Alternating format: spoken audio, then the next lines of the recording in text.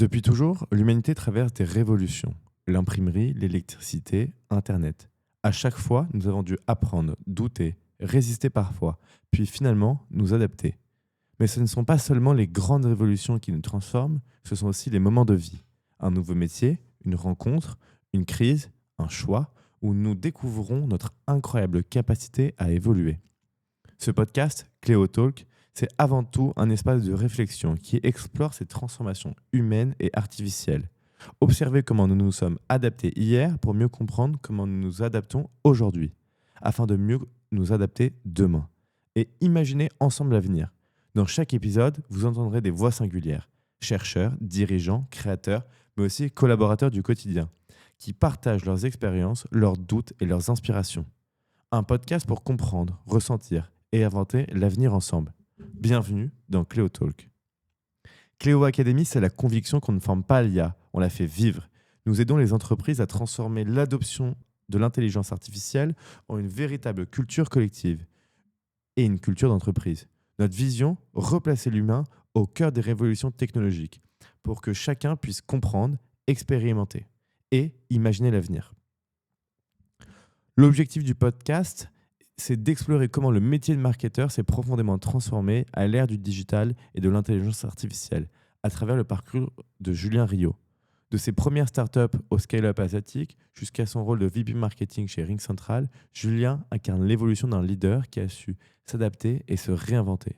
L'enjeu, montrer comment l'IA redéfinit le marketing tout en révélant l'importance des compétences humaines, créativité, vision, leadership, pour bâtir l'expérience client de demain. Bonjour à tous, aujourd'hui c'est Alex et je vais vous présenter Julien. Julien, c'est un parcours rare. De ses débuts comme fondateur de start-up à l'hypercroissance d'une scale-up, de l'Asie à l'international, jusqu'à son rôle de VP marketing chez Ring Central, leader mondial de communication cloud. Il est aussi auteur de plusieurs ouvrages, dont Consumer Experience, Unhurted, et reconnu comme une voix visionnaire du marketing et de l'expérience client à l'ère de l'IA. Julien, avant le podcast, on se parlait et je te demandais de me donner 3 transformations que tu as vécues qui étaient structurantes. La première, c'est de individual contributor à manager. La deuxième, c'est devenir entrepreneur. Et la troisième, c'est obtenir un rôle de leader international. Est-ce que tu pourrais, pour commencer ce podcast, me partager ces 3 transformations et me donner un peu de contexte, ce que tu as vécu, ce que tu as ressenti à ce moment-là pour pouvoir comprendre qui tu es et comment t'en es arrivé là.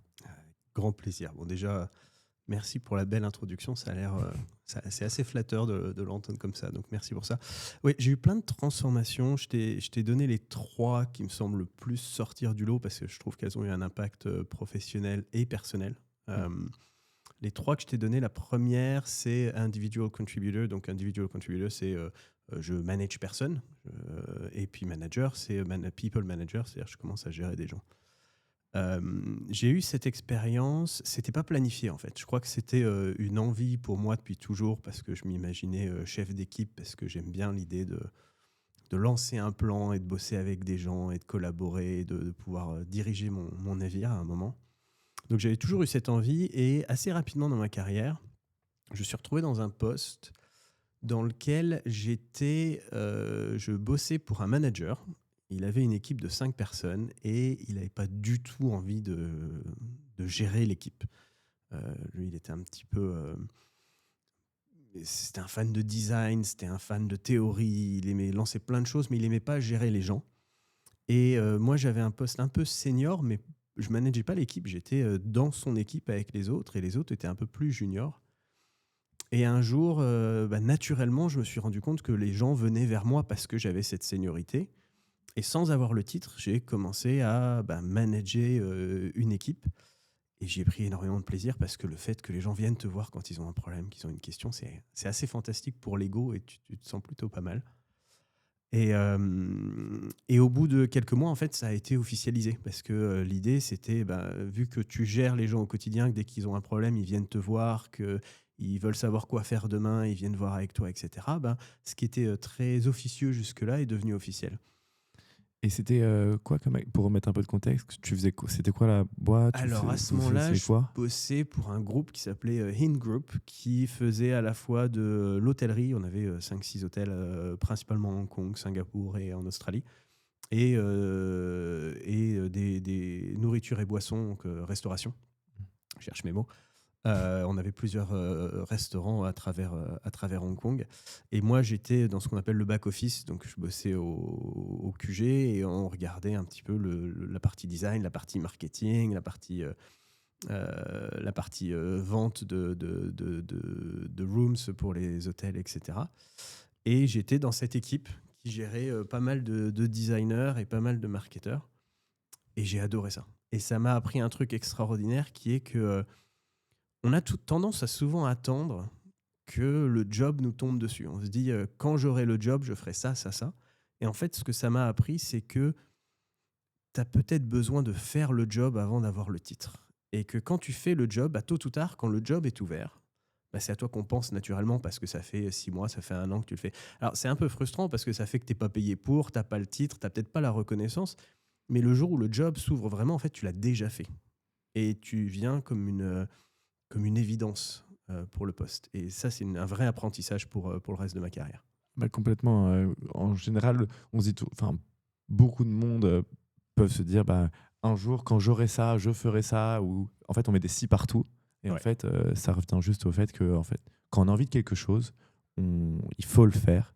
Il faut se mettre dedans, prendre la casquette et se dire, bon, je vais faire 1 kilomètre en plus, je vais peut-être travailler 1 heure de plus, mais je vais le faire. Et au final, on devient un référent in fine, automatique, et on devient cette passe de confiance avec les différentes personnes avec qui on travaille. Et c'est comme ça, en fait, j'ai l'impression que tu as pu Alors, faire ta marque. là, je donne la version courte avec tout est beau, tout marche bien. Je me suis cassé les dents 2-3 fois. J'ai eu plusieurs anecdotes où ben, tu commences à gérer des gens, donc tu t'imagines un pouvoir que tu n'as pas forcément et tu penses pouvoir tout contrôler et puis tu te rends compte qu'en fait ça ne marche pas aussi bien que ça. Il y a quand même un certain niveau de compromis qui est nécessaire pour qu'une équipe fonctionne correctement. Donc je me suis cassé les dents 2-3 fois. Il y a eu des désenchantements avant d'arriver à avoir le poste. Mais in fine, ce qui en reste 15 ans, 10 ans après, quand je regarde en arrière, c'est j'ai fait le taf, j'ai obtenu le poste que je voulais parce que j'ai prouvé qu'en fait je pouvais le faire. Et c'est un concept que j'ai appliqué à tout le reste de ma carrière qui m'a aidé tout du long parce que quand tu commences à mettre des choses en place et que tu prouves à tout le monde que tu as les capacités pour le faire, tu as des opportunités qui s'ouvrent qui n'étaient pas là forcément précédemment. Complètement. J'ai plusieurs questions qui me viennent en tête sur Vas-y. cette première expérience. Déjà tu es francophone, tu me parles d'Asie. Comment tu t'es retrouvé en Asie à ce moment-là? Alors, ouais, c'est un bon point. C'était à Hong Kong. En fait, moi, je viens du Grand Est. J'ai fait un BBA à l'école ICN. Alors, BBA, c'est Bachelor of Business Administration. C'est une licence de commerce, si tu veux. Classique. Assez classique, avec 3e année internationale. Et à l'ICN, qui était à l'époque qu'à Nancy. Maintenant, je crois qu'il y en a à Paris, à La Défense aussi. Ils sont un peu partout. Et quand vient le moment de faire ma maîtrise, je ne me voyais pas rester dans le Grand Est. Jamais été foutu de parler allemand, quand bien même je l'ai appris pendant des années. Donc moi, je voulais un peu voir du pays et on m'a offert la possibilité d'aller en Écosse, tout frais payé.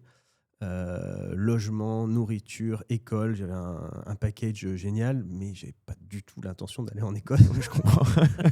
On rêve pas d'aller en Écosse en général en école. Maintenant, ça me plairait pas mal, mais à l'époque, c'était pas mon truc. Je voulais aller au Japon à la base. Okay. Donc j'ai toqué à toutes les universités hongkongaises. J'en ai trouvé plusieurs qui m'ont accepté et j'ai signé pour l'école polytechnique de Hong Kong où j'ai fait une maîtrise. Mais j'étais jeune, j'avais pas de plan à 10 ans, j'avais même pas de plan à 10 mois. Voilà ce que je fais demain. Je suis arrivé là-bas, j'ai tout découvert parce que c'était pas un échange, donc il a fallu, comme un local, quoi, tout gérer comme si je connaissais tout alors que j'y connaissais que dalle. Et puis quand j'ai terminé mes études, je me suis dit, mais je reste à Hong Kong, c'est fantastique. Il y a un dynamisme, il y a une énergie, ça buzz sans arrêt, ça grouille.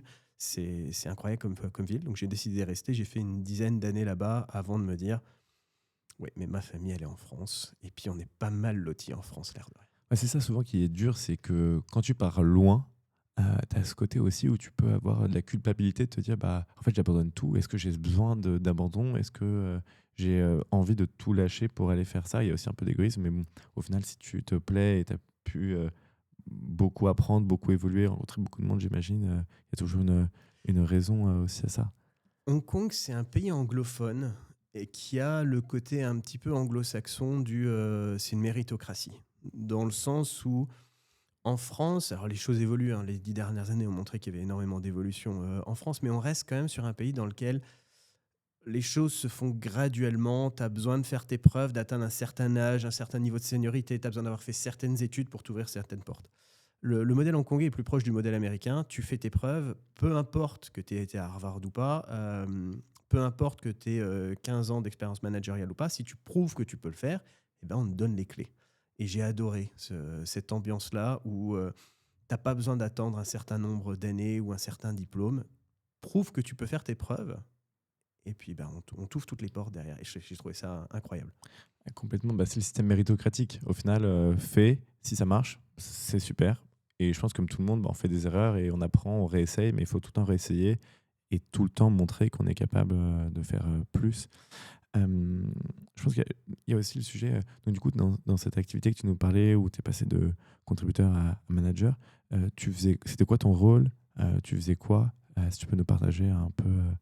Alors à l'époque, je me souviens plus du titre exact, il faudrait regarder mon Bah, CV, Online Marketing Manager ou Web Marketing Manager, un truc dans ce style-là. Je gérais toute la stratégie des réseaux sociaux, payante et gratuite. Et c'était le buzz des réseaux sociaux à ce moment-là. On avait Facebook, LinkedIn qui commençaient à avoir de plus en plus de sens. Il y avait Twitter, évidemment. Il y avait les débuts de Vine. Je ne sais même pas si ça ouais, existe encore, Vine. ça C'était n'existe les plus, débuts ouais. d'Instagram. C'était bien avant TikTok. Et l'idée, c'était, ben, on est une marque d'hôtel, on est jeune, on est sexy, on n'est pas un grand groupe traditionnel, on est des petits boutiques hôtels. Qu'est-ce qu'on met en avant? Comment on va réfléchir? Comment on est créatif? Il y avait toute la partie gestion de la newsletter, il y avait toute la partie gestion du design, il y avait la partie gestion de la communication avec les clients, des demandes clients, etc. C'était incroyable comme rôle parce qu'il fallait tout faire et tout inventer. Et ça avait beau être une boîte plutôt bien établie, hein, parce que pour avoir plusieurs hôtels, c'est pas la start-up du coin qui peut le faire du jour au lendemain. Non. Il faut un certain budget. Ça réfléchissait comme une start-up, dans le sens où il faut être super créatif et toujours se réinventer. Et j'ai adoré ça. Vos hôtels, ils étaient juste à Hong Kong ou dans l'Asie? Hong Kong, Singapour, et j'ai fait l'ouverture d'un hôtel en Australie un peu avant de partir. Génial. Et donc, du coup, là, toi, tu as vécu une période géniale, je pense, à ce moment-là. Arrivée des réseaux sociaux, arrivée d'Instagram, arrivée du contenu vidéo pour de l'hospitality. Enfin, clairement, c'est sûrement ce qu'on voit le plus aujourd'hui sur les réseaux. Est-ce que tu peux nous partager une anecdote que tu as vécue où tu as commencé à filmer dans les hôtels C'est un peu.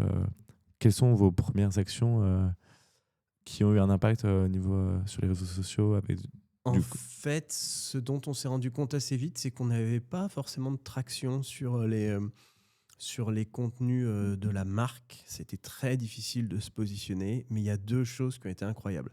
La première, c'est de surfer la vague des clients. Je sais pas, ça se faisait pas beaucoup à l'époque, maintenant c'est une évidence, mais ça se faisait pas beaucoup à l'époque où on avait créé des panneaux au sein des hôtels, autour des hôtels. Ça, c'est un point instagrammable. Aujourd'hui, tu as des maps de où est-ce que je vais aller en vacances parce que je vais faire une vidéo Instagram, une photo, un truc. À l'époque, ce n'était pas le cas, c'était les tout débuts. Et nous, on a réussi à lancer des concours et des concepts où on mettait vraiment les acteurs de nos vidéos, c'était nos clients, c'était pas notre marque. Et ça a été incroyable, ça a fonctionné incroyablement bien. Le deuxième truc, j'ai essayé de le remettre en place dans plusieurs boîtes par la suite. La mayonnaise n'a jamais pris. Mais c'est à l'époque, Twitter était plutôt très très actif et c'était pas encore, en tout cas de mon point de vue, c'était pas encore aussi politique et négatif que ça peut être aujourd'hui. complètement. Et on avait créé tout un ensemble de veilles sur Twitter où dès que quelqu'un arrivait à l'aéroport de Hong Kong en disant bah, j'ai loupé mon avion ou je me suis trompé dans ma réservation d'hôtel ou quoi que ce soit, on répondait en live sur Twitter pour récupérer des clients de dernière minute qui n'avaient pas prévu de venir chez nous à la base, mais qui ont eu un problème. Et nous, on se plaçait en super-héros parce que quand on a un problème dans un pays qu'on ne connaît pas, c'est très compliqué. On ne parle pas forcément la langue, on n'a pas forcément la bonne devise, on ne connaît pas forcément les moyens de transport, etc. Et nous, on était un peu les super-héros qui viennent à la rescousse avec une offre, un hôtel à proximité, et ça a fonctionné du feu de Dieu. Et j'ai adoré ce concept de on a une idée, on la lance, ça marche pas, mais on arrive à créer des trucs de partie de zéro, et j'ai trouvé ça incroyable. Ouais, ce point-là que tu as donné, j'adore. Donc si je paraphrase, c'est en fait, tu sourçais en fait, ce qui se passait en live par rapport à un lieu, j'imagine, le tweet. Et là, tu allais en contact direct avec les clients et tu leur disais, bah, venez à l'hôtel. J'imagine tu peux même leur proposer, bah, on vous offre le taxi, venez, vous avez passé un mauvais moment. Et ensuite, tu les reprends.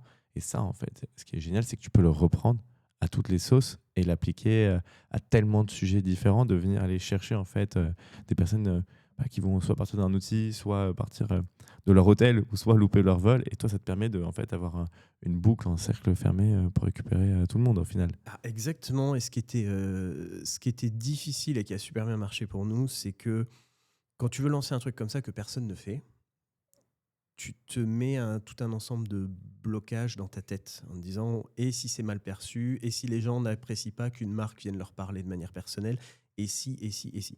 Et moi, j'avais un management qui était super ouvert d'esprit et qui me demandait qu'une chose, c'est sois créatif. Essaie Mm. des trucs. Si tu te plantes, on s'en fout. Tu laisses tomber, on repassera à autre chose, mais essaie des trucs. Donc j'avais un management qui me suivait sur ce genre d'initiative, et quand ça marchait super bien comme ça, ben, il me poussait à en faire encore plus. Et là, il se trouve que ça a bien marché. On aurait pu se dire, peut-être que ça va mal marcher, peut-être que les gens vont pas apprécier. Et alors, tentons le coup, et c'était une super initiative. Ah, c'est génial. Et tu aurais une expérience à nous partager où ça n'a pas pris, où tu t'es dit, mince, j'aurais jamais dû lancer celle-ci ou... Oui. Je sais pas si j'ai envie de le partager, mais j'en ai une.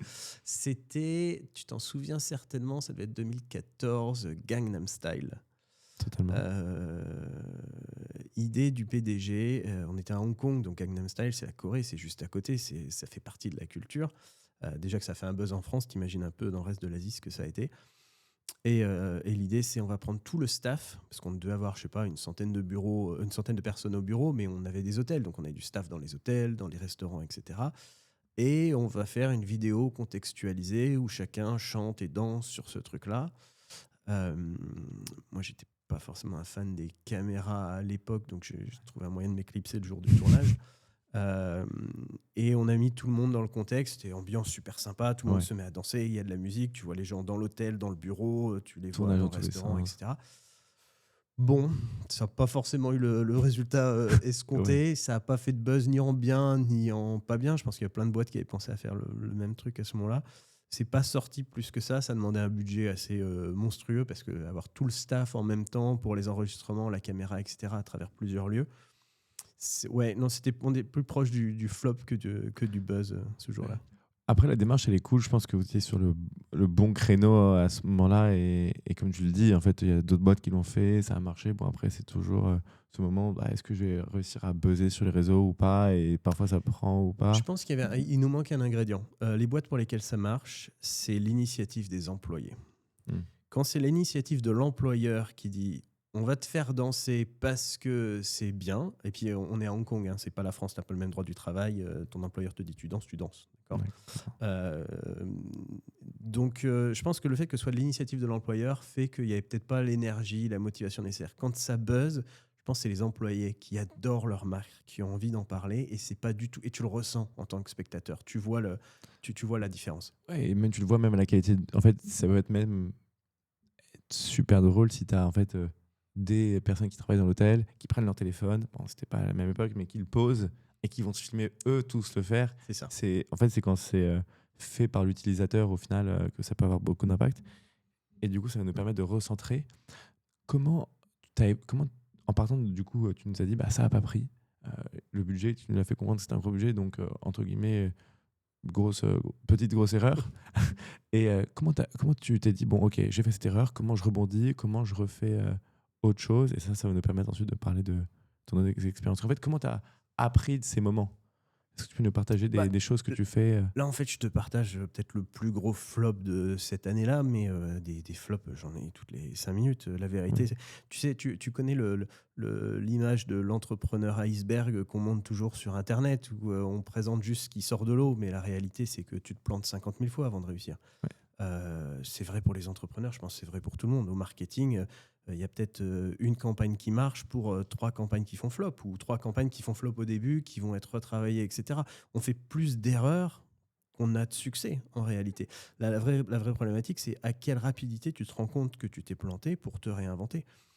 Et je pense que c'est vraiment ça la clé du succès, c'est de rien prendre personnellement, de ne pas perdre de temps à t'apitoyer sur ton sort et puis à dire bon, bah, je me suis planté, qu'est-ce que j'ai appris? Et on passe à l'étape suivante, on recommence, on est reparti, c'est une nouvelle journée. C'est vraiment cette gymnastique de cerveau où, en fait, c'est comme aller au sport. Aller au sport, c'est plus dur que faire du sport. Et c'est la même chose avec la gymnastique, de faire du contenu tout le temps, de tout le temps se réinventer. C'est se dire, en fait, la stat, j'y fais même pas attention.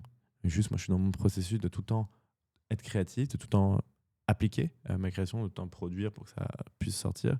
Et, et in fine, je ne fais même pas attention aux résultats. Et c'est dans le mécanisme. J'ai une vision, j'ai un plan et j'essaie Alors de je mettrais l'activer. juste une limite à ça, il faut y faire attention. Il faut juste pas que ça t'affecte personnellement. Il faut y faire attention parce qu'il faut admettre je me suis planté. L'une des plus grosses erreurs qu'on fait, c'est de persister. C'est le biais de la... comment on appelle ça en français, le biais de la peur de perte, je crois, qui fait que c'est le même concept qu'au casino. Une fois que tu as mis 10 pièces dans la machine, tu n'as pas envie de lâcher parce que peut-être que la 11e t'apportera quelque chose. Nous, marketeurs, on fait cette erreur sans arrêt. Une fois que tu as lancé quelque chose, même si ça ne marche pas, oui, mais j'ai mis tant d'efforts, tant de budget, j'ai convaincu tellement de personnes de me faire confiance que je ne veux pas lâcher. Et c'est une erreur critique. Il faut accepter que quand ça marche pas, ça marche pas. Je la regarde, la stat, j'en apprends. Par contre, je m'arrête pas là. Je continue, je lance autre chose, je passe à la suite, je continue le processus créatif, exactement comme tu disais. Mais il faut être en mesure d'accepter qu'on s'est planté. Je crois que c'est absolument essentiel. Ouais, c'est ça. Et d'ailleurs, ça se recoupe, je pense, avec tous les sujets, avec l'entrepreneuriat, avec tous les métiers, en fait, tout le panel de métiers qu'on peut faire. C'est tout le temps se dire comment je vais pouvoir rebondir, comment je vais pouvoir en fait tester mon produit avec le marché.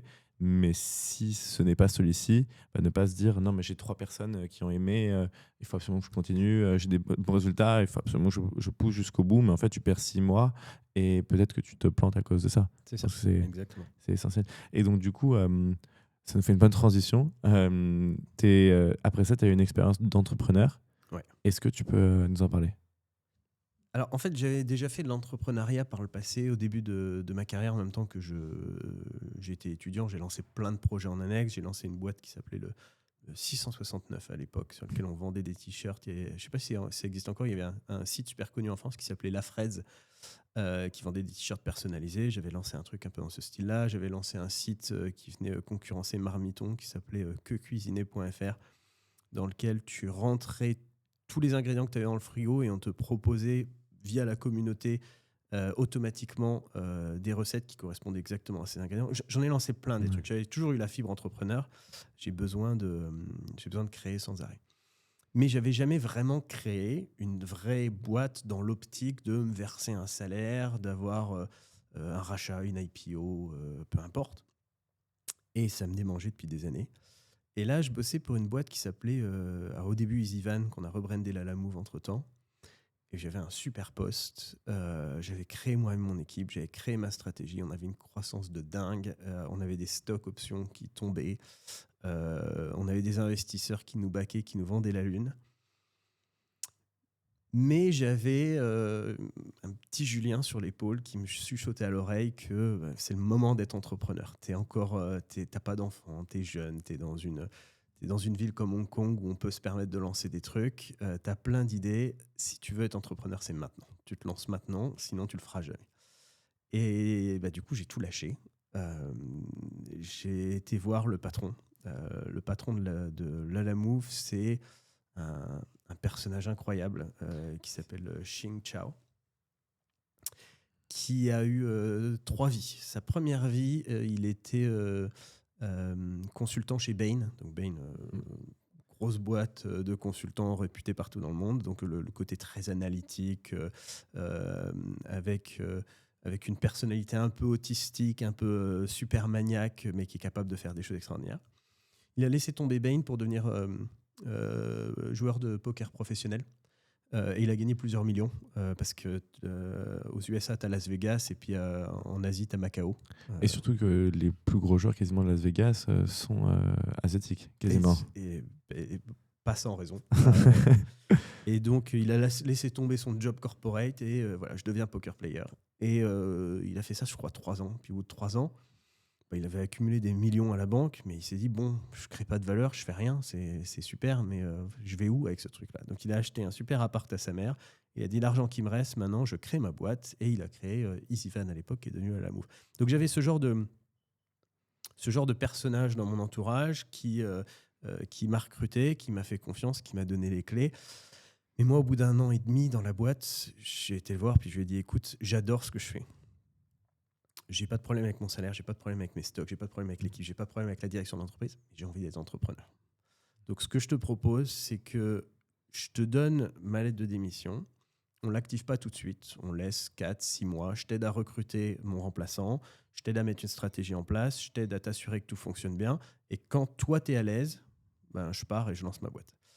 Et le fait de lui donner cette transparence, parce qu'à Hong Kong, tu n'as pas 3 mois de préavis, hein, tu as 2 semaines. Ouais. Et que tu n'es pas obligé de faire, tu peux toujours t'arranger. Donc 2 semaines pour un rôle de leader, c'est compliqué pour une boîte à gérer. Ouais.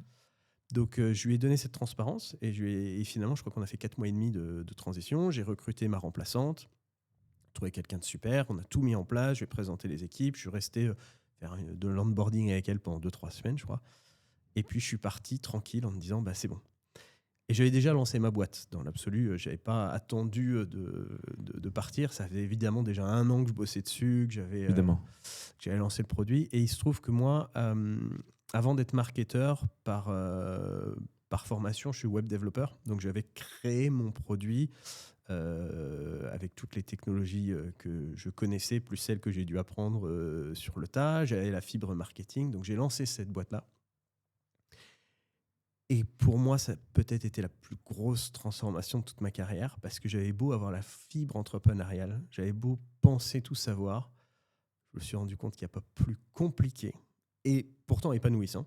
Il n'y a pas de doute là-dessus, c'était peut-être la meilleure partie de ma carrière, mais il n'y a pas plus compliqué qu'être entrepreneur. Et là, je parle d'être entrepreneur à Hong Kong. Je ne parle même pas d'être entrepreneur en France. Il n'y a pas les URSSAF, il n'y a pas l'administratif qu'on a en France. Mais c'était incroyable au niveau émotionnel. Tu montais à des niveaux que j'ai jamais eu ailleurs et tu redescendais aussi vite. Ça a été aussi fantastique que terrifiant. Et donc là, du coup, à ce moment-là, donc tu es allé chez la Lamov. Si tu nous donnes un peu de contexte, c'était combien de temps après le poste de manager que tu nous parlais dans l'hospitalité? Eh ben en fait, j'étais manager dans la boîte qui s'appelait Ovolo, qui faisait partie du groupe Hint. Et je me suis marié quand j'étais manager, histoire de m'assurer que le mariage reste mémorable. Je me suis cassé la jambe à 5 jours du mariage. Et en rentrant à Hong Kong, j'étais en fauteuil roulant. J'en avais pour 3 mois d'immobilisation. Et ma boîte m'a dit, on n'autorise pas le télétravail. C'était pas, à l'époque, ça n'existait même pas. Donc tu restes chez toi pendant 3 mois, on ne te paye pas. Puis dès que tu as fini, bah, tu reviens. Moi, j'ai dit, je vais chercher un job ailleurs. Tu me diras, c'est plutôt évident. Donc, le joueur de poker, il toque à ma porte. Il me dit, écoute, on s'est déjà rencontrés sur plusieurs événements. J'adore ton profil. Moi, j'ai besoin de quelqu'un qui ait la fibre entrepreneuriale, qui me mette des trucs en place. Je lui dis, oui, mais alors, je suis en fauteuil roulant pour 3 ans. Il dit, c'est pas grave, on a des ascenseurs, on s'en fout. Tu viens pas, tu restes à la maison, tu fais ce que tu veux. C'était un doueur comme toi, au final. Exactement. C'est avec toi que je bossais. Donc, il me recrute. Donc, j'ai laissé tomber les hôtels à ce moment-là. Et j'ai été chez lui et il avait... on était dans les... Je ne sais pas si c'est connu en France, dans des Régus. Régus, c'est un peu comme... c'est comme des hôtels... C'est du coworking, si tu veux. Tu as des petits bureaux d'entreprise, tu as des petits bureaux individuels, tu as des coworking space, etc. Donc, on n'avait même pas de bureau à nous. On était dans un coworking avec 56 autres startups.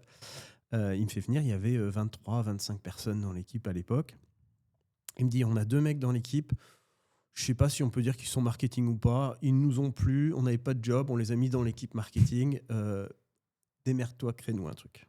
Ok, non. Mais c'était incroyable. Tu as dû vivre une expérience exceptionnelle au final, parce qu'au final, tu étais au tout prémisse de ce truc-là, avec un monsieur qui avait l'air d'être, je pense, qu'on ne peut pas l'inventer. En tout cas, on ne peut pas penser pour l'inventer, mais qui doit avoir une Et c'est ça d'ailleurs qui doit le rendre brillant, c'est parce qu'il doit tout le temps penser ailleurs, et se dire, il doit être ultra créatif. Et donc, ouais, toi, j'imagine que c'est le moment où ça a dû en fait faire naître ton envie d'entreprendre, in fine, même pendant l'expérience, que c'est ultra inspirant d'être avec des gens comme ça. C'était déjà de l'entrepreneuriat. C'était pas ma boîte, mais c'était ma boîte. Ouais.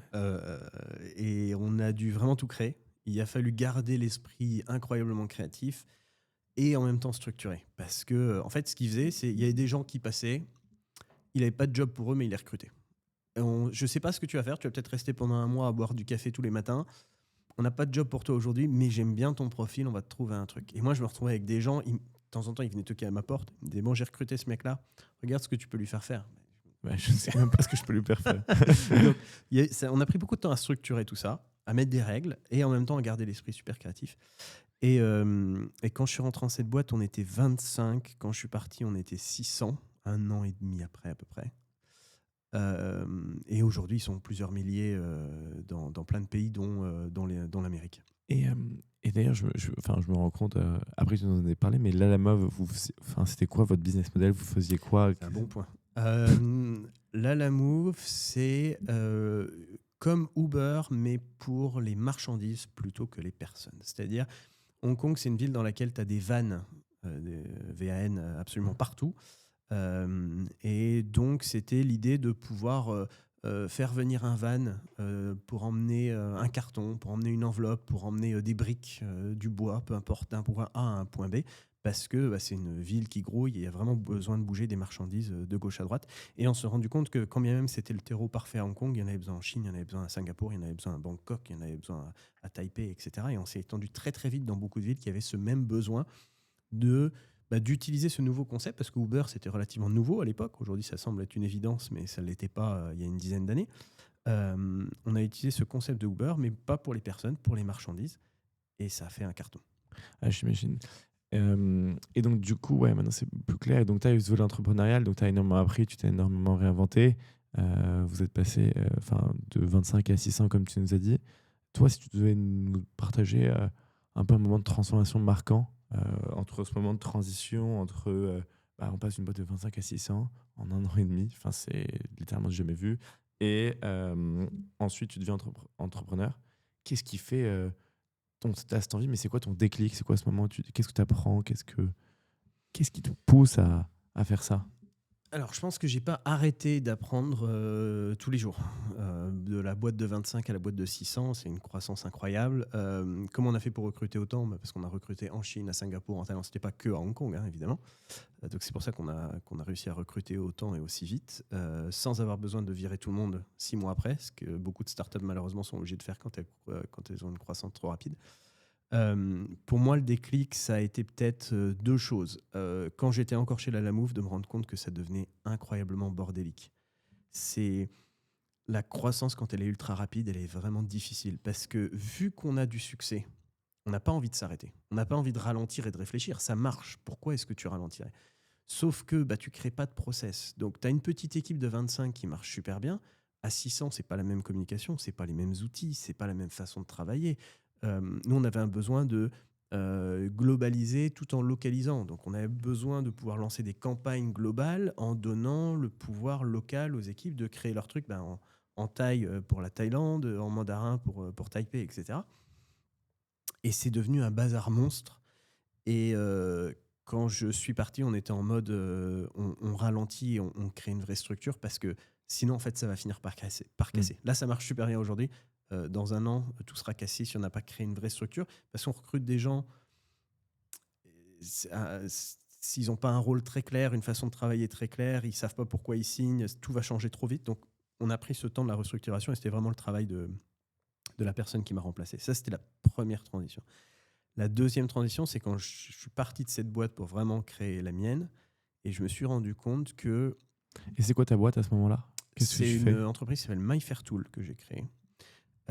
Qui est dans l'event tech. C'est une société qui aide les entreprises de toute taille à mieux gérer leur salon et foire expo. Donc, c'était une app plus une web app qui permettait de scanner les cartes de visite, d'enregistrer toutes les données, de l'envoyer directement sur Salesforce, de gérer ton budget, gérer le design de ton stand, enfin qui faisait tout de A à Z parce que j'avais fait plein d'événements et que je savais tant que marketeur que c'est... Les contraintes d'ailleurs. Exactement, je connaissais bien les problématiques. Donc j'ai créé cette boîte-là, ça me travaillait depuis longtemps parce que je me disais c'est le moment où jamais il faut le créer parce qu'il y aura forcément une technologie qui le fera tôt ou tard, autant que ce soit la mienne. Et d'ailleurs, ils le font tous maintenant. Et ils le font tous maintenant, donc j'ai bien fait d'en sortir quand il était encore temps. Mais là je me suis rendu compte que je pensais pouvoir tout faire parce que je suis web dev, donc je sais gérer, moi j'ai créé mon produit. Je suis marketeur, je sais vendre mon produit. J'ai une petite fibre financière, je suis un peu maniaque, donc le côté admin, je connais aussi. Mais en fait, il y a tellement d'autres choses. Et là, tu le fais seul, cette expérience, ou tu le fais... Je fais quasiment seul. J'ai un partenaire que j'ai récupéré de chez Lalamove, qui était dans mes équipes, que j'adorais, mais qui, lui, n'est pas au même niveau de maturité. Pour lui, il est encore plus tôt dans sa carrière et il a besoin d'un job qui le paye. Moi, là, je lâche tout, j'ai pas de salaire. Hein, et puis, c'est Hong Kong, il n'y a pas le chômage, il n'y a pas le RSA, il n'y a rien. D'accord, il n'y a pas de filet, tu te démerdes. Donc, j'ai quelqu'un qui m'aide un petit peu, mais qui fait peut-être 2-3 heures semaine.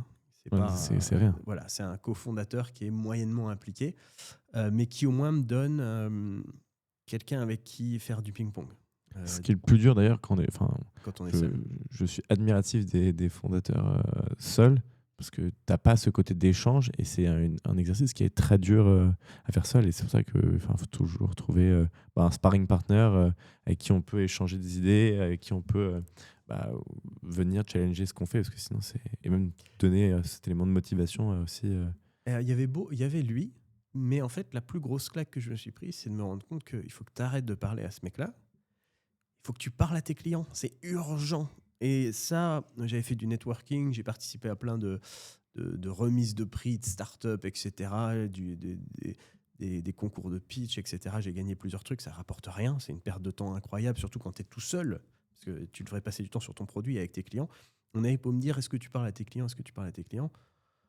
Bon, c'était du good to have, fallait pas... Et en fait, si, il faut le faire. Et c'est quand j'ai commencé à parler à mes clients que je me suis rendu compte que il fallait que j'arrête de suivre ma vision uniquement et qu'il fallait que je la confronte à leur réalité à eux. Et ça a été une claque assez formidable pour moi. Ouais, j'imagine. Et donc, du coup, tu vis cette expérience avec MyFairTool. Et là, donc, du coup, tu vas changer. C'est ta troisième transformation. Tu vas changer de parcours. Tu vas avoir un rôle de leader international. Est-ce que tu peux nous en parler ? Est-ce que tu peux nous mettre un peu de contexte ? Comment tu pars de MyFairTool ? Comment tu rejoins LiveRamp et un peu qu'est-ce que tu vis ? Il s'est passé plein de choses entre-temps. Je suis parti de MyFairTool parce que j'ai eu l'opportunité de revendre. Et que, en fait, je me suis rendu compte que je pense que j'avais pas la motivation nécessaire pour le garder encore 5 ans et essayer une IPO ou essayer un truc de dingue. Donc, je me suis dit, OK, tu as une opportunité, il faut savoir les saisir. Je revends, je passe à autre chose. Là, j'ai été consultant pendant quelques mois parce que je ne savais pas trop ce que je voulais faire derrière. Donc, vu que j'avais une boîte produit et marketing, j'ai fait consultant produit, consultant marketing. Parfait. Et je me suis dit, je fête mes 10 ans à Hong Kong, c'est peut-être le moment de rentrer en France, me rapprocher un peu de ma famille. Je suis rentré en France, j'avais aucun plan. Je ne savais pas ce que j'allais faire en France. Et dans l'aéroport, j'allais prendre mon avion à minuit 5. Dans l'aéroport, à minuit, avant l'embarquement, j'ai une boîte qui s'appelait Dimelo à l'époque. C'est une boîte française spécialisée dans la technologie d'expérience client qui m'envoie mon email, 7 heures de différence entre la France et Hong Kong. Donc, c'est fin de journée pour eux et presque début du jour suivant pour moi. Et à minuit, ils m'envoient mon contrat. Ils me disent c'est bon, on est d'accord, on signe. Et juste avant de rentrer dans l'avion pour rentrer en France, à 5 minutes de l'embarquement, je signe mon contrat digital. C'est bon, je rentre en France, je suis tranquille, j'ai un job qui m'attend. Génial. Timing incroyable. Et ils m'ont recruté pour faire 2 choses. Ils m'ont recruté pour internationaliser la boîte, qui avait beaucoup de succès, cette entreprise, mais qui était encore un peu trop française. On commence à avoir plein de clients à l'international, mais avec des employés qui parlent français, qui pensent français, qui écrivent en français, des présentations en français, traduites à la va-vite en anglais. Il n'y avait pas la fibre internationale, donc il y avait besoin de quelqu'un avec mon expérience de Hong Kong pour internationaliser tout ça. Et ils avaient besoin de quelqu'un pour permettre l'acquisition. Le but du jeu, c'est cette boîte-là, on veut la revendre dans les 2 à 3 ans. Donc je rentre dans cette boîte, 18 mois plus tard, rachat par Ring Central. Génial. Plan exécuté. Voilà, job done, j'étais très content. Et pour moi, c'était la fin de l'aventure. Je m'étais dit, je voulais bosser pour une petite boîte, je voulais garder mon côté entrepreneurial. J'ai fait ce que je voulais faire, je vais partir. Et puis, parce que j'avais aucune envie de bosser dans un grand groupe, c'était vraiment pas mon truc. Et puis, je suis arrivé chez Ring Central et je me suis dit, et en fait, qu'est-ce que ça coûte de tenter l'aventure? Ça se trouve, ça va te plaire, et ce serait con de passer à côté. T'es déjà dedans de toute façon. Donc Je ne connais pas, in fine. Exactement. Et Ring Central, c'est un leader des communications à la fois interne et externe. Donc interne, ça signifie c'est une société qui vend de la téléphonie, de la messagerie d'équipe et de la vidéoconférence. Et externe, c'est toute la partie centre de contact. Si tu appelles un centre de contact quelconque, il y a une chance sur deux que ce soit Ring Central qui est la technologie qui gère ton appel ou ton message. Donc je rentre là-dedans, une année de transition. En fait, je garde mon portfolio et mon rôle d'Imelo, mais pour intégrer dans Ring Central. Donc là, c'est comment est-ce qu'on intègre deux boîtes, comment il faut communiquer les outils, comment on fait la transition, comment on change notre façon de travailler pour entrer dans un grand groupe. Et puis, au bout d'un an, on me propose de prendre un peu plus de seniorité et de récupérer un portfolio plus large. Et puis, un an plus tard, on me propose de récupérer des équipes supplémentaires, de choper l'intégralité du portfolio.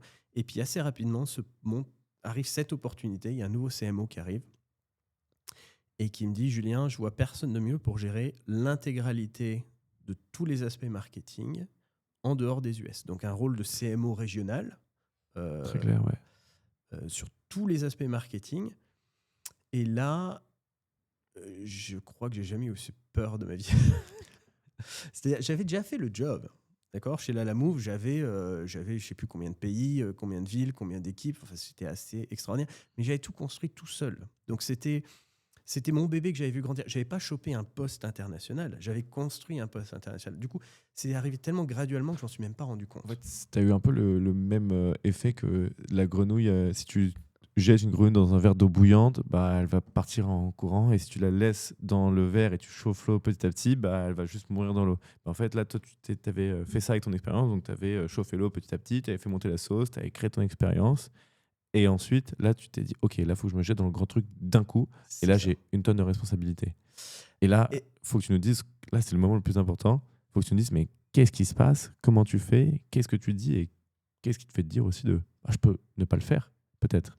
Après, je ne pense pas que c'est dans ta personnalité. En fait, ce que j'ai fait, je vais repartir juste à mon expérience précédente quand j'étais entrepreneur. Pourquoi j'ai fait le saut d'être entrepreneur et pourquoi j'ai réussi à tenir 1 an et demi sans me payer de salaire, sans rien.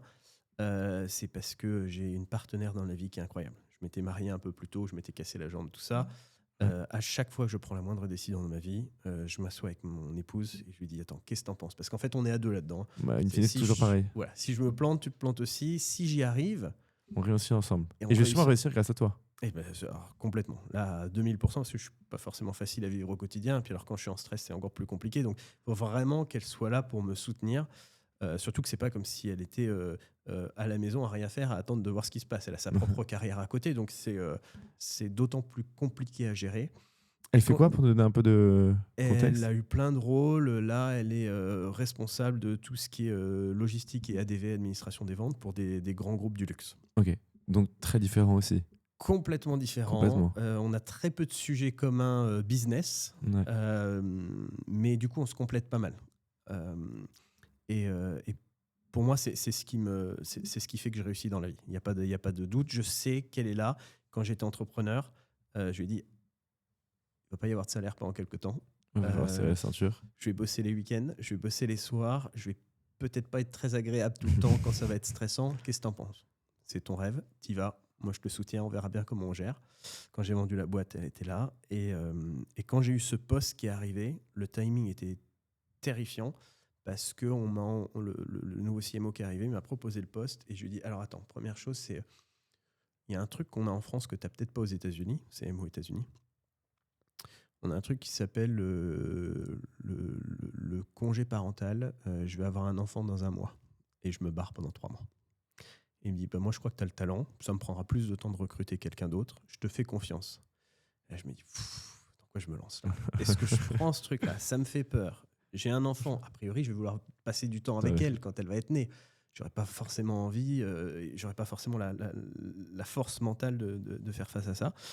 Et ma femme m'a dit, bah attends, tu veux le faire ou tu veux pas le faire? Oublie tout le reste, oublie les difficultés. Est-ce que tu as envie ou tu n'as pas envie? Je dis, bah, j'en rêve d'envie. Eh ben, t'y vas, on verra bien, on va se démerder. Tu trouveras une solution pendant.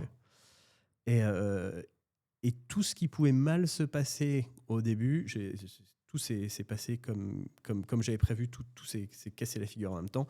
Je deviens leader de l'international en étant français. T'as jamais, dans une boîte américaine, tu n'as jamais un leader international français, c'est toujours un British. Donc j'ai les équipes anglaises qui ne sont pas du tout contentes, qui sont en mode révolution. C'est qui ce français? Exactement, on ne va pas se faire emmerder par un français, il ne parle même pas la langue. Je me retrouve avec l'Australie, Mani, l'Angleterre, l'Allemagne, la France que j'avais déjà. Et on n'a pas du tout les mêmes systèmes. On n'a pas la même façon de bosser. On n'a pas la même langue, évidemment. Même pas la même façon de communiquer, ouais. Tout est différent. Comment je réunis tout ça? Comment je vais faire marcher le truc? Même mon équipe en France, c'est compliqué parce que moi, j'ai créé une super équipe. Je suis fanatique de ces gens-là. C'est le début du Covid. Donc, j'ai créé un système où tous les jours, on a notre daily catch-up. On passe 15 minutes ensemble tous les jours pour parler de tout et de rien. Parce qu'on est chacun chez soi, isolé. J'ai besoin que l'équipe soit solide. Donc, on passe du temps tous les jours ensemble. Et là, du jour au lendemain, je dois leur dire, en fait, je ne suis plus votre manager. Je vais mettre quelqu'un en place entre nous. Moi, je monte d'un cran. Alors, vous continuez à bosser pour moi, mais je ne suis plus avec vous au quotidien. Et ça, c'est compliqué parce que les équipes m'ont dit, non, mais attends, on est venu bosser avec toi. Comment ça va se passer? Et en plus, j'ai mis l'un de leurs pairs qui était au même niveau au-dessus. Alors, c'était une évidence, c'est-à-dire elle avait toutes les qualités, tout le monde avait repéré que si un jour quelqu'un devait prendre ma place, ce serait elle, il n'y avait pas de doute. Mais malgré tout, c'est compliqué à gérer pour les équipes. Et puis moi, j'ai des sales leaders dans les différents pays qui m'attendent au tournant, c'est-à-dire nous, on a des problématiques, il va falloir que tu nous aides leur délivrer, ouais. tout de suite, c'est pas dans un an. Donc j'ai tous ces trucs qui arrivent en même temps, niveau de stress maximum, et puis, j'ai pas 6 mois pour délivrer, quoi. Déjà que je commence par 3 mois de break avant qu'on fasse l'annonce officielle. Quand j'arrive, il faut que je sois dans les starting blocks dès le premier jour. Donc ça a été intense. Les 9-12 premiers mois ont été... j'étais sous l'eau sans arrêt. Et en tant que leader, je sais pas si j'ai raison ou si j'ai tort, mais en tant que leader, moi, j'avais besoin de montrer que j'étais serein. Alors, à l'intérieur, j'étais terrorisé, mais à l'extérieur, j'avais besoin de montrer que j'étais serein. Et ça, c'est... pas un exercice facile. Non, ça, c'est sûr. Et je pense que c'est clé d'ailleurs pour emmener toutes tes équipes dans le bon chemin. Là, du coup, et je pense que ça va être le bon moment d'en parler, c'est que du coup, tu as donc vécu ces moments, tu as vécu ces transformations, tu as vécu comme ce que tu viens de dire à l'instant, ce moment où en fait, tu as des peurs, tu as des craintes, il faut les cacher, mais il faut tester, il faut donner du résultat vite. Je pense que le marketing, on en parlait même avant d'enregistrer, c'est sûrement une industrie qui va vivre les plus grosses transformations aujourd'hui. Toi, si tu commençais ce métier aujourd'hui, comment et quels conseils tu te donnerais avec toutes les nouvelles technos qu'il y a, l'IA qui arrive? Avec l'IA, on peut faire des choses exceptionnelles sur le marketing. Qu'est-ce que tu dirais à un jeune marketeur qui se lance et tu lui dirais quoi et tu lui conseillerais de faire quoi? Alors, je pense que je vais être obligé de prendre le contre-pied de ce qu'on entend la plupart du temps. Moi, je dirais apprends à faire sans. Parce que tout le monde apprend à faire avec. Et faire avec, il y a énormément de choses à apprendre. Hein. Je pense que l'intelligence artificielle, il y a des milliards d'applications possibles. Il ne suffit pas de poser une question à ChatGPT, c'est plus compliqué que ça. Il faut apprendre à faire avec. Mais je pense que ce qui va faire une différence, c'est apprendre à faire sans. C'est-à-dire, est-ce que tu es encore capable de penser par toi-même? Est-ce que tu es suffisamment curieux? Est-ce que tu as créé une trop grosse dépendance? Je pense que notre génération, on a une chance extraordinaire, c'est qu'on a appris sans, et maintenant on s'en sert et ça décuple nos forces. Je pense que pour les nouvelles générations qui apprennent avec dès le début, qui sont biberonnés à l'intelligence artificielle, le jour où tu leur enlèves le biberon, ils ne savent plus rien faire par eux-mêmes. Et là, il se trouve que je suis professeur de Master 2 dans un Master de marketing et d'expérience client, avec des étudiants de Master 2. Et je suis assez terrifié de voir que pour certains d'entre eux, je ne veux pas généraliser, mais pour certains d'entre eux, ils ne savent rien faire sans l'intelligence artificielle. Ils ont une dépendance qui est tellement énorme. Et le problème, c'est que tu ne peux pas faire 100% confiance encore. Donc, pour moi, il faut savoir faire avec et savoir faire sans. Et je pense que c'est ça qui fait une vraie différence. Qui arrive encore à penser par lui-même et à savoir quand appliquer de l'IA, et qui, à l'inverse, va juste grandir avec ce truc-là et ne rien savoir faire sans. Mmh. Mais du coup, ça m'amène à quelque chose de me dire, ok, il faut apprendre à faire sans. Il faut apprendre à faire sans pour comprendre comment ça marche et ensuite pour le déléguer à une IA. Mais dans un monde où l'entièreté de nos actions vont être faites avec de l'IA, est-ce que tu dirais pas du coup à tes élèves de devenir les plus gros utilisateurs pour comprendre comment ça marche et comment ça évoluera, ou toujours garder en fait cependant je vais apprendre à faire mon vidéo edit moi-même, je vais apprendre à penser ma campagne moi-même, mais plutôt en fait devenir un élève super chargé à l'IA, qui va tout le temps être là en train de trouver peut-être pas comment le faire, comment réfléchir, mais quel est le prochain move que je vais faire grâce à l'IA que tous les autres En fait, n'ont pas vu. tu as des choses pour lesquelles ça sert plus à rien parce que de toute façon, on repartira pas en arrière. D'accord. Donc, tu prenais vidéo editing. Aujourd'hui, s'il y a des outils qui le font très bien, alors, j'en utilise pas encore. Pour le moment, je fais encore beaucoup d'editing à la mano par moi-même parce que finalement, j'aime bien ça. Mais si tu as des outils qui le font très bien, il n'y a pas de raison de repartir en arrière. Je veux dire, aujourd'hui, on a des usines, on va pas retourner labourer les champs avec un âne si on a des tracteurs qui savent le faire. Faut être réaliste. Mais ça, c'est du manuel. Moi, je parle plutôt de l'effort intellectuel. C'est-à-dire, j'encourage vraiment les jeunes générations à être en mesure de penser par eux-mêmes. Je pense qu'aujourd'hui, dans l'utilisation qu'on a de l'IA, il y a encore 3 choses essentielles qu'un être humain doit être capable de faire. Créer le matériel de base. C'est-à-dire, si je prends l'exemple d'un article, parce que c'est peut-être là-dessus qu'on utilise le plus l'IA aujourd'hui, c'est l'écriture. Je pense que la base, il faut qu'elle vienne de toi. Alors, tu peux faire de l'idéation avec l'intelligence artificielle, de l'amélioration, tu peux trouver des nouvelles pistes, etc. Mais il faut que l'idée de base vienne de toi. Il faut que le style, ce soit le tien. Je suis fatigué de lire article après article où tu vois que ça a été écrit par une IA. Enfin, on a tous une patte qui peut être bonne ou mauvaise. Peut-être que ma façon d'écrire est terrible et qu'elle va énerver des gens, mais c'est la mienne. Au moins, j'ai au moins ce petit morceau d'ADN qui reste quand j'écris un article. Et je suggère que chacun garde son style. Et le troisième truc, c'est celui qui est le plus souvent oublié, c'est le contrôle. On ne peut pas, aujourd'hui, faire confiance à l'IA à 100%. Il faut garder un certain niveau de contrôle. C'est-à-dire s'assurer qu'il n'ait pas dit des bêtises, s'assurer que les sources existent réellement. Combien de fois les Gemini, les ChatGPT vous balancent une vérité et est incapable de vous donner la source parce qu'en fait, elle a été inventée de toutes pièces. Alors peut-être que ça changera dans le futur. Aujourd'hui, je pense qu'il y a un vrai besoin de contrôle. Et je suis assez inquiet quand je vois l'autophagie qui est en train de se mettre en place. C'est-à-dire, à la base, l'intelligence artificielle apprenait de contenu humain. Maintenant, l'intelligence artificielle apprend de contenu d'intelligence artificielle. Donc, une erreur va être reprise et est de plus en plus importante. Et c'est là que la valeur ajoutée de l'humain, c'est de savoir faire du contrôle. Donc, pour moi, il n'y a pas de question. Tu as besoin ou tu n'as pas besoin d'intelligence artificielle, c'est une évidence. Tu n'en as pas, tu es mort. Tu ne peux pas concurrencer. Mais pour moi, la vraie différence, c'est est-ce que tu sais encore penser par toi-même? C'est ça qui va différencier les bons marketeurs des mauvais dans le futur. Ouais, je comprends totalement. Et d'ailleurs, ça pose la question de, quand tu parles de morceaux d'ADN, c'est la question de est-ce que tu es toujours réellement cet auteur ou tu es juste un super prompteur de ChatGPT qui est l'auteur de tous tes articles. Et in fine, c'est ce que tu vois aujourd'hui sur LinkedIn. Alors, on va se mettre des gens à dos, mais c'est que quand tu vois ce même article qui commence de la même manière, qui a la même intro, qui a la même conclusion, qui a la même question à la fin de rebondissement, en fait, tu te dis que sur LinkedIn, tu dis tout le temps la même chose, in fine. Enfin, tu lis de super articles, du super auteur de ChatGPT ou Gemini, ou etc., mais sur d'autres histoires différentes, in fine. Exactement. Et sur le long terme, ça va se voir. C'est-à-dire, tu vas peut-être pas t'en rendre compte directement que telle personne a arrêté de réfléchir par lui-même, mais tu vas juste perdre l'intérêt parce que tu l'auras déjà vu 50 fois avant. Donc, ça te permet pas de sortir du lot. Je pense qu'aujourd'hui, l'intelligence artificielle, la plus grosse opportunité, c'est que tu peux te différencier. Mais tu vas te différencier si justement tu gardes ton ADN humain. Et aujourd'hui, l'intelligence artificielle peut faire tellement de choses. C'est-à-dire, elle peut créer les idées, elle peut t'écrire le contenu, elle peut te faire un clone virtuel, elle peut cloner ta voix. Donc finalement, on n'a même plus besoin de toi. On prend ton idée, ta vague idée initiale, on prend ta voix, on prend ton image, et l'intelligence artificielle peut te faire vivre pendant les 15 prochaines années. Mais qu'est-ce que tu as apporté, toi, là-dedans? Plus rien. Est-ce qu'on a vraiment besoin de toi? Plus vraiment. Et d'ailleurs, c'est ce qu'ils ont fait.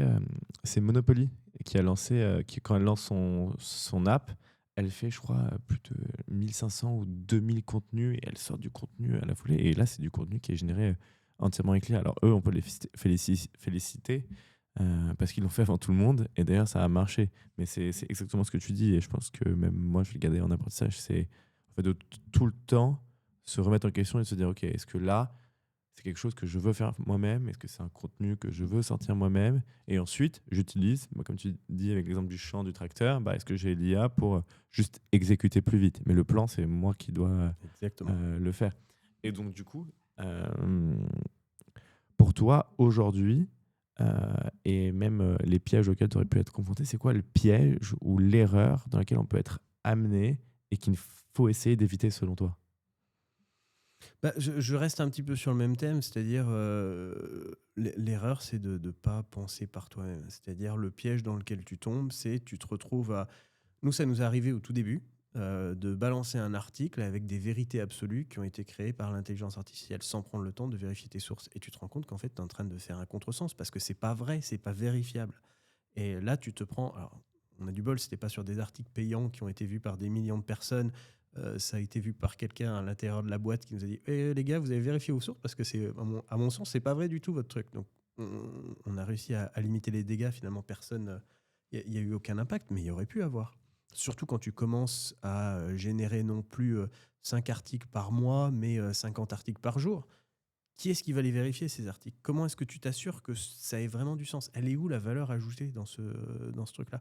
Donc, en fait, je pense que l'évolution du marketing, c'est toujours cyclique. Dès que tu as la machine de production, tu essaies de créer un maximum. Tu dis que le volume va être important. Et puis, une fois que tout le monde a fait du volume, tu passes au cycle suivant qui est attendez, on va parler de qualité. Et puis, une fois qu'on a atteint la qualité, mais qu'on n'a plus assez de volume, on rajoute de nouveau une nouvelle technologie et on reparle de volume. Donc, pour moi, c'est cyclique. Là, on est clairement en mode volume. Il commence à y avoir de plus en plus de monde qui se disent et si on faisait de la qualité dans tout ça?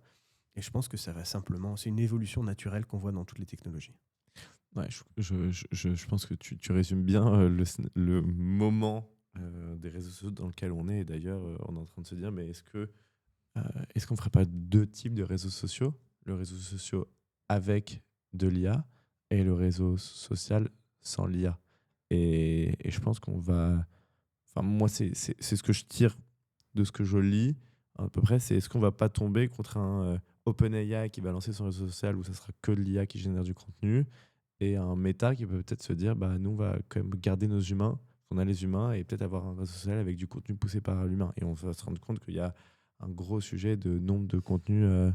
Je pense que en fait, on arrive à un point où il faut repenser ce que ça veut dire réseau social. Réseau social, c'est interaction sociale, c'est interaction humaine. À partir du moment où tu mets de l'intelligence artificielle partout, on n'est plus dans les interactions humaines. On est dans une nouvelle version du journal papier que mon grand-père lisait au petit-déj. Alors, on a une nouvelle façon de passer de l'information. C'est ni mieux ni moins bien, c'est nouveau. Par contre, il faut arrêter d'appeler ça un réseau social si au final on a une relation avec une machine. C'est plus social, c'est un nouveau type d'interaction, c'est un nouveau type de réseau. Totalement. Et du coup, bon, là, on parle de réseaux sociaux, mais je pense que in fine, il y a un contact avec l'utilisateur, avec le client. Pour toi, avec du coup l'IA, l'expérience utilisateur de demain, elle doit ressembler à quoi? Euh, c'est très large, mais Je pense qu'on fait n'importe quoi depuis 2 ans et qu'il est temps de repérer ce qui est important. C'est-à-dire qu'aujourd'hui, l'intelligence artificielle, on se concentre sur comment remplacer l'humain. On essaie de faire des chatbots qui parlent tellement bien qu'on ne se rend pas compte que c'est des chatbots. On essaie de faire des voice bots qui ont une voix tellement naturelle qu'on ne se rend pas compte qu'on parle à un robot. je t'interromps, mais d'ailleurs, c'est tellement bon comme exemple. On bosse dans l'IA, Cléo, on fait l'IA, on pense à des agents toute la journée, donc je les cerne tout le temps, les agents. Je te garantis que la semaine dernière, j'ai parlé avec une IA, je ne m'en suis même pas rendu compte, donc je l'ai rappelé. Et en fait, je me suis rendu compte que c'était une IA. Et je pensais que je parlais avec mon CSM. Et je peux te garantir que je ne bosserai jamais avec cette boîte. Et quelle est la valeur ajoutée? Zéro. On va juste se dire, on a réussi à berner notre client. Est-ce que ton objectif dans la vie, c'est de berner ton client? Alors, c'est extraordinaire, c'est une évolution Ah, technologique j'ai eu l'effet waouh. incroyable. Tu as l'effet waouh, mais ça n'apporte pas de valeur. Si ton but en tant qu'entreprise, c'est d'apporter de la valeur à tes clients, là, tu n'as pas apporté de valeur à tes clients. Pour moi, le vrai futur de l'intelligence artificielle dans l'expérience client, c'est 2 choses. C'est proactivité et prédictabilité. Je sais pas si c'est un mot, c'est en français, mais tu m'as compris. Prédictabilité, c'est-à-dire tu devrais être en mesure de prédire le futur. Et proactivité, tu devrais être en mesure d'utiliser cette prédiction pour pouvoir régler le problème avant qu'il arrive. Je te donne un exemple concret. Tu es dans les airs entre New York et Singapour, tu as un transfert pour aller à Hong Kong, il s'est passé un truc, tu es en retard, l'avion est annulé. Au moment où tu arriveras à Singapour, tu vas louper ton avion pour Hong Kong, tu n'auras jamais ta correspondance. La prédiction, c'est d'être capable de dire il va louper son avion. La proactivité, c'est de dire je vais déjà lui rebooker un truc sur l'avion suivant ou je vais lui donner un. Peu importe la solution que tu trouves, c'est trouver une solution. De manière à ce que quand je débarque à Singapour, je ne sois pas en crise à essayer de trouver c'est quoi ma prochaine étape, qui j'appelle, où est la hotline, à qui je parle, comment je règle mon problème, combien ça va coûter. Non, tu as cette information, tu règles mon problème. Pareil avec ta box à la maison, tu arrêtes d'avoir Internet parce qu'il y a une coupure de courant, peu importe. Moi, je ne suis pas à la maison aujourd'hui, je bosse au bureau. Quand je rentre à 18h, 19h, 20h, je n'ai pas d'Internet chez moi. Non, tu devrais être en mesure de prédire qu'il y a une coupure à cause de telle ou telle raison. Tu devrais être suffisamment proactif pour régler le problème avant même que je me rende compte qu'il y a un problème. C'est à ça que l'intelligence artificielle va être incroyable pour l'expérience client du futur. Être en mesure de répondre à des questions de FAQ de manière plus humaine. Moi, j'ai envie qu'un robot me parle comme un robot. J'ai envie de savoir à qui j'ai affaire. J'ai pas envie d'avoir une voix doucereuse au téléphone qui me vende des produits. Pour moi, il n'y a pas de valeur ajoutée en ce sens-là. Et non, et je pense pour toi qui a fait, donc on en parlait au tout début, tu me disais que tu avais fait de l'hospitalité, clairement dans la proactivité et donc prédire ce que veut ton client, le métier, donc tout ce domaine-là d'hospitality, ça va changer radicalement ton expérience et il faut que tout le monde prenne le pli aujourd'hui parce que l'hôtel de demain qui est powered avec de l'IA et qui peut prédire ton envie avant toi et qui peut tout organiser ton expérience comme tu l'as dit, ça va changer radicalement nos expériences. En fait, on choisira nos hôtels même, je pense, parce qu'ils ont la super IA qui va penser à tout pour toi et qui va t'organiser tout pour toi et qui va penser... Mais tu sais, ce qui fait la grosse différence entre un palace et un hôtel de banlieue, au-delà du fait que la literie coûte 15 fois plus et que les chambres sont 10 fois plus larges, c'est le concierge. Dans ton hôtel de banlieue, tu n'as pas forcément de concierge. Dans ton palace, tu as un mec qui est là aux petits soins 24 heures sur 24 qui va te trouver des pétales de rose violets à 3 heures du mat quand on a envie. Aujourd'hui, l'IA sait faire en partie ça. Tu es capable d'avoir un concierge qui va répondre à tous tes besoins, te commander un taxi, te trouver tel ou tel truc. C'est là-dessus que tu ajoutes de la valeur ajoutée plus que dans des gadgets qui font peut-être un effet wow, mais qui n'apportent pas vraiment de valeur à l'être humain. Complètement. On va arriver vers la fin de cet échange. C'était hyper intéressant de comprendre tout ton parcours. Toi, si tu devais nous donner un conseil ou nous raconter ce que tu faisais sur comment tu évolues au quotidien, qu'est-ce que tu fais, c'est quoi un peu ta technique, ton tips que tu peux nous partager? Euh, alors, je pense que je suis un peu je suis un peu unique dans ma façon de faire. Je sais pas si ça s'adapte à tout le monde.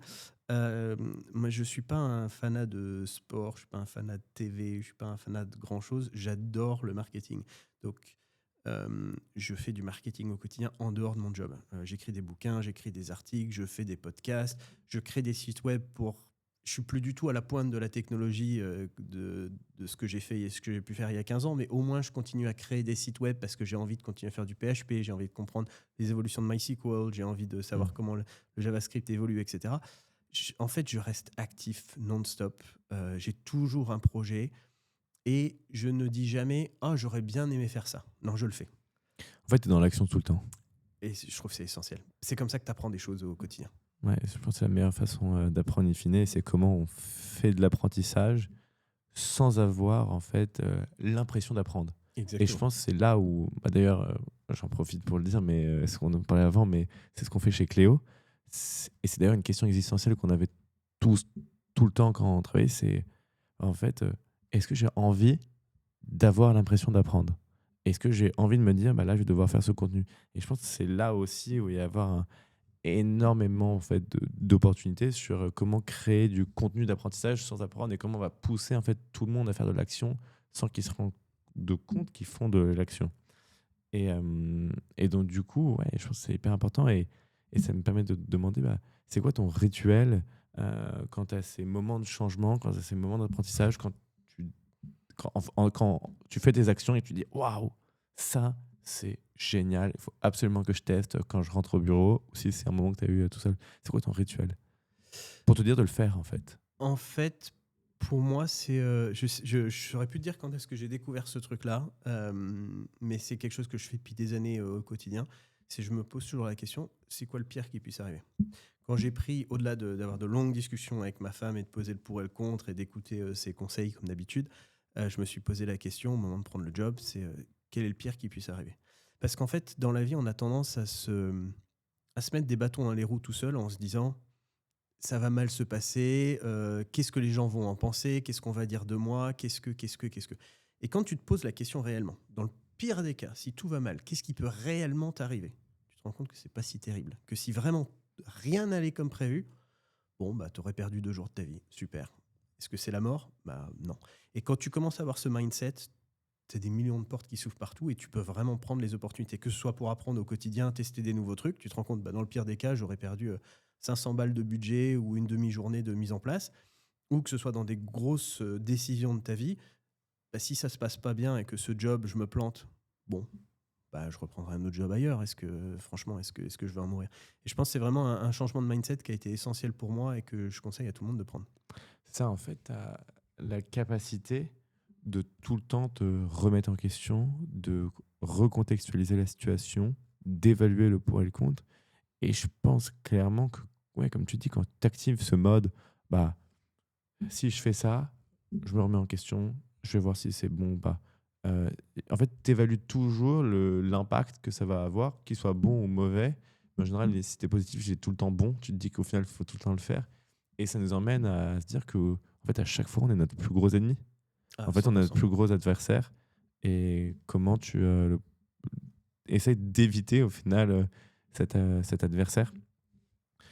Je suis en train de me dire en te posant la dernière question que j'aurais aimé que les podcasts soient plus longs. Je pense qu'on va augmenter la durée de nos podcasts. Mais du coup, je vais te poser la question de la fin.